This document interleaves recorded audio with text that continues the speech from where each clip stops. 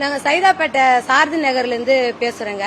இப்போ தினமும் அந்த ஒரு வாரமாக 8 மணிக்கு கரண்ட் போகுது. 12-1 மணி வரைக்கும் குழந்தைங்களை வச்சு நாங்கள் இருக்கிறோம். நாளைக்கு குழந்தைங்க ஸ்கூல் போகணும். ஸ்கூல் போகாத இவ்வளோ நேரம் குழந்தைங்க வாமா இவ்வளோ நேரம் குழந்தைங்க மூச்சுன்னு இருந்தா எப்படிங்க? நாங்கள் வந்தோம்னா இங்கே இபி ஆஃபீஸில் எங்களுக்கு சரியான ரெஸ்பான்ஸ் கொடுக்க மாட்டுறாங்க. ஏஐ ஃபோனே எடுக்க மாட்டுறாரு. இவருக்கு 28 தடவை ஃபோன் பண்ணிக்கிறீங்க, இவரும் கால் பண்ணா எடுக்க மாட்டுறாரு. தினமும் 10 மணி ஆனா நாங்க இங்கதான் நிக்கிறோம். 3 மணிக்கு தான் நாங்க வீட்டுக்கு போறோம். கரண்டே வர மாட்டுது. ஹார்ட் பேஷண்ட் இருக்காங்க, வயசானவங்க இருக்காங்க, சின்ன சின்ன குழந்தைங்க இருக்குது. இதே தொடரக்கூடாதுன்னு தான் நாங்க சொல்றோம்.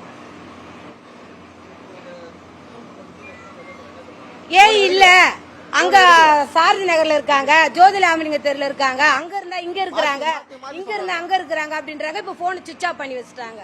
இப்ப 23 தடவை நாங்க போட்டோம் ஏஐக்கு. ஏஐ போனே எடுக்கல, ரிங்கு போச்சு, இப்ப சுவிட்ச் ஆஃப்ல இருக்குது. இதுல ஒரு முக்கியமான விஷயம் என்னன்னா, அவர் சொல்ற ஏரியால இருந்து ஒரு ஆள் வந்திருக்காங்க. அந்த தெருவுல இருந்து போன் பண்ணி கேட்டா இல்ல, தினமும் இதே மாதிரி கரண்ட் போயினே இருந்தா எங்க குழந்தைங்க நாளைக்கு எப்படி ஸ்கூல் போவோம், எப்படி படிக்குங்க? நாளைக்கு காலையில ஸ்கூல் போக மாட்டேன்னு எல்லாம் தூங்குதுங்க. எழுப்ப அவர் எப்படி இருக்காரு பாருங்க, இத பாருங்க, போட்டோ பாருங்க, எப்படி இருக்காரு பாருங்க. அவரு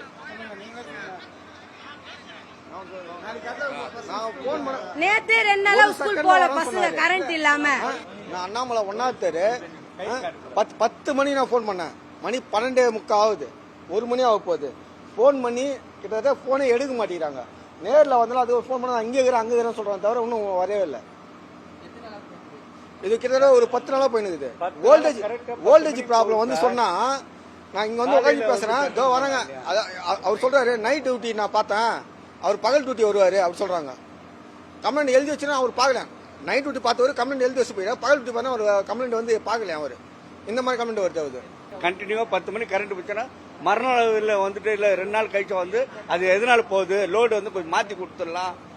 காலையில் ஏதாவது மாற்றி ஏதாவது ஒரு சப்ளை டைட்டா இருக்கு, அந்த சப்ளை மாத்திட்டு கிளீனா கொடுக்கலாம். அந்த ஒரு ஐடியாவே கிடையாது.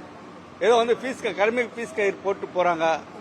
அது போச்சுன்னா போச்சு, அவ்வளவுதான். அது 12 மணி மேல வேலையே செய்யறது இல்லை. நாங்களும் இது கண்டினியூ ஒரு 10 நாளைக்கு மேல ஆயிடுச்சு. ஆனா இங்க ஒரு பீஸ் கயிறு திருநாங்க போய் தான் சொல்லாம கொடுக்குறாங்க. அது கூட நாளைக்கு சொல்லுவாங்க போலுங்க. இந்த மீடியா கேட்ட உடனே நாளைக்கு அமைச்சர் வர போறாரு, பீஸ் கயிறு திமுக கயிறு திருட்டாங்க, அவங்க திருட்டாங்கன்னு சொல்ல போறாங்க. இதுதான் உண்மை.